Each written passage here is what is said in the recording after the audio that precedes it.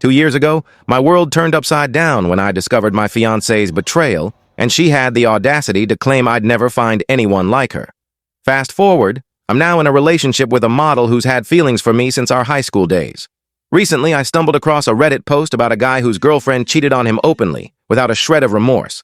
It was shocking, and it brought back memories of my ex, whom I'll call Sarah for this story. I haven't shared this tale with many people. It's a long one, and it wasn't pleasant at the time.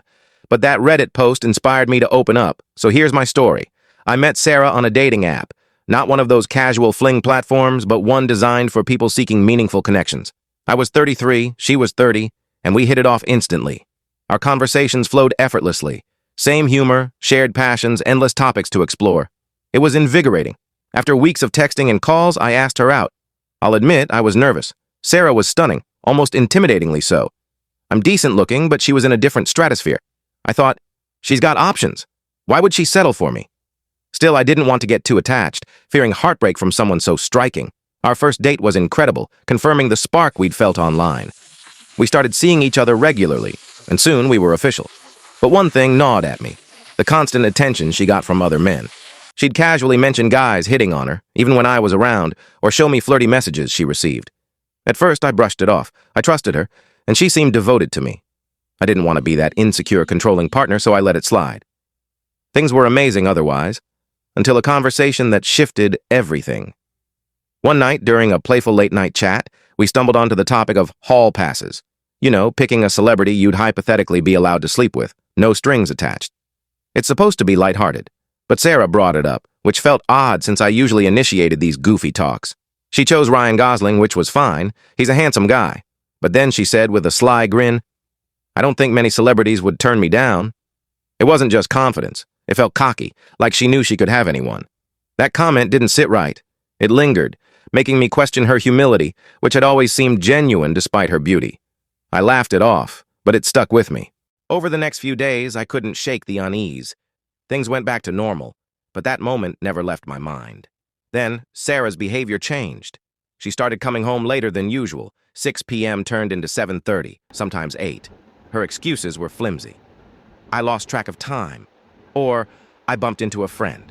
She used to share detailed stories about her day, work projects, colleagues, but now her explanations were vague. She also got snappy when I asked about it, accusing me of being paranoid or not trusting her. I hate conflict, so I backed off, but the late nights and weak excuses piled up, and my gut screamed that something was wrong. I confronted her gently, asking if everything was okay. She brushed it off, blaming work stress. I wanted to believe her, but the pattern continued. Another confrontation followed, and she apologized, promising it was just exhaustion. Things seemed to improve.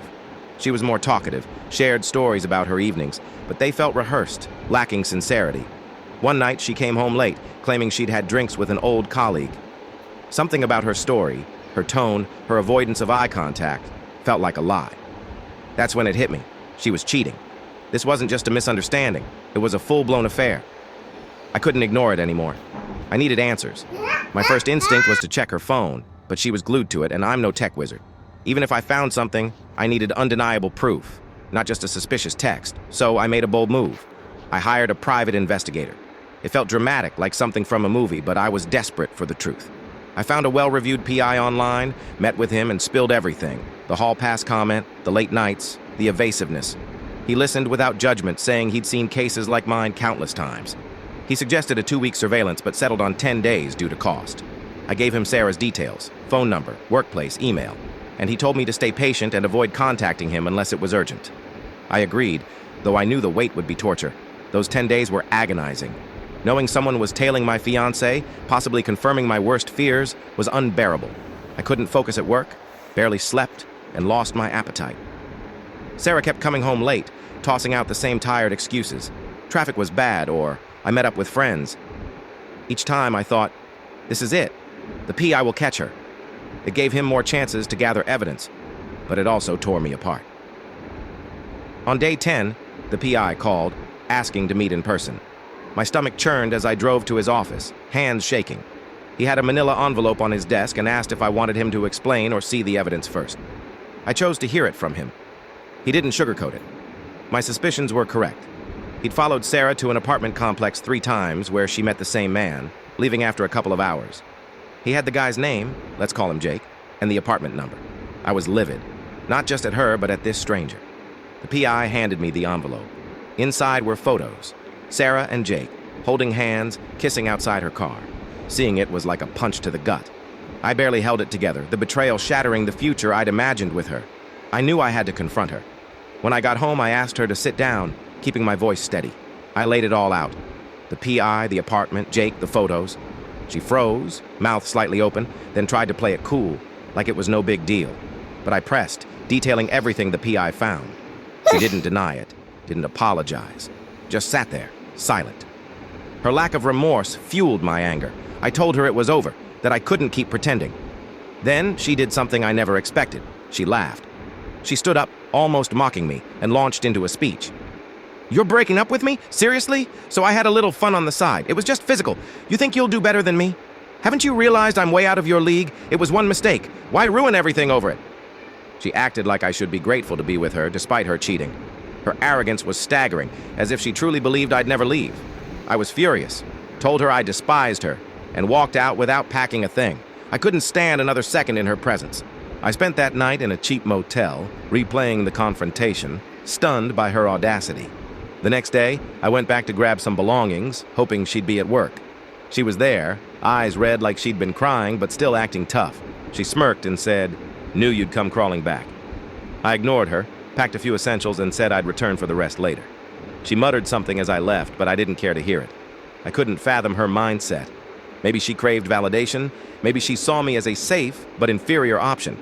Whatever it was, she'd justified her actions in her head, and I was done trying to understand. Sarah kept texting me afterward, at first with taunting messages like she thought I'd cave.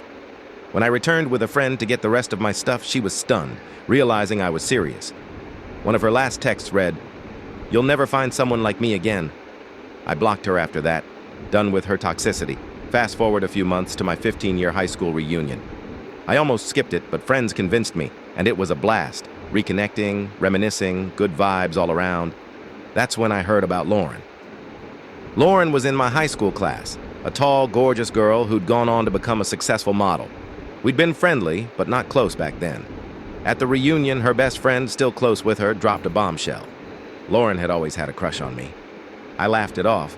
Lauren, a model, into me? No way.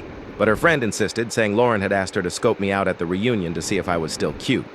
She even suggested I reach out if I was single. It was a confidence boost, especially after Sarah's cruel words about me never finding better. I took a leap and messaged Lauren on Instagram, letting her friend know so it wouldn't get buried in her DMs.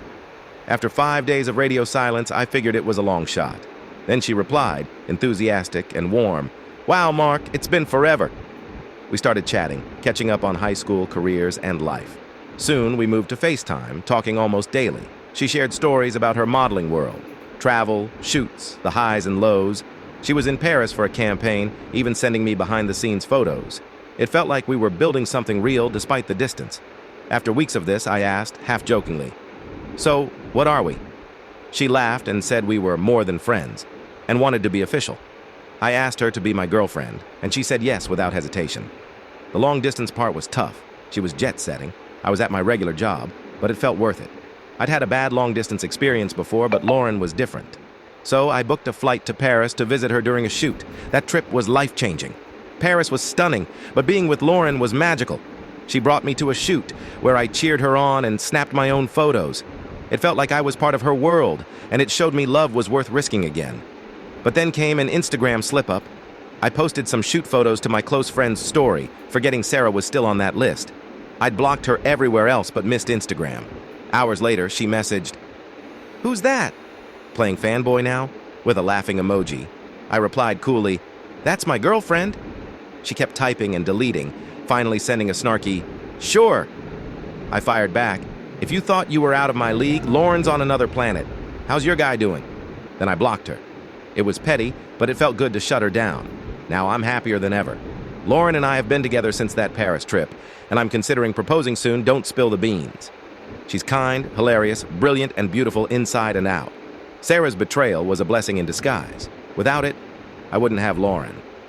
Some might say I'm with her for her status or that long distance won't last, but I don't care. Lauren's worth it, and I'm not letting negativity ruin this. If it crashes, you can say, I told you so, but I'm betting on us. That's my story. Betrayal, heartbreak, and finding love where I least expected it. Thanks for reading.